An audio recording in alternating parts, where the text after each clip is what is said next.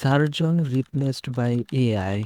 একটি নতুন গবেষণায় সবেমাত্র দেখা গেছে যে এআই প্রকৃত সার্জনদের চেয়ে পোস্ট অপারেটিভ রিপোর্ট ভালো লিখতে পারে, এবং এটি সাইফাই নয়, এটি এখন ঘটছে রাইট নাও। গবেষকরা রোবট সমর্থিত সার্জারিগুলি দেখতে এবং প্রতিবেদন তৈরি করতে এআইকে প্রশিক্ষণ দিয়েছিলেন।